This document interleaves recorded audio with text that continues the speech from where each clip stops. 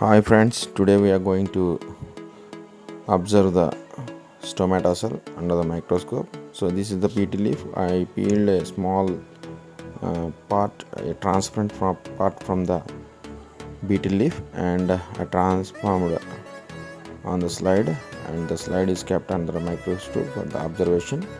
So you see, yes, we can clearly see the cells. These are the stomatas, which are very clearly we can see under our microscope. Yes, so many stomatas are present. Yes, so many stomatas are present. Yes, our students are observed, everybody. They felt very happy. And this is a rough sketch of a stomata, and which are surrounded by the guard cells. Yes, see, these are the guard cells with the clear stomata, and numerous are present on the beetle leaf.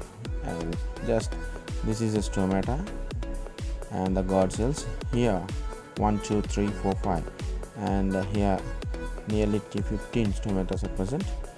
So that guard cells with the stomata, mostly stomatas are present. The yes, this is very clearly we can see here the stomatal and the epidermal cells, mesophyll cells. And let's see, we can also see this is the lenticles which are present on the stem part. The exchange of gases takes place through the stomata and lenticles in plants. And once again, see, this is a beetle leaf.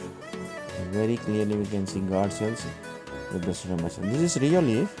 Yes, we can see very clearly here in the real leaf the chloroplast. Yes, these are the so many chloroplasts are present here, and the nucleuses as nucleus, chloroplast, and cell walls, and including the stomata on the top with the guard cells surrounded with the guard cells. Yes, this is the stomata. It is surrounded with the guard cells, so we can see very clearly here. Thank you very much.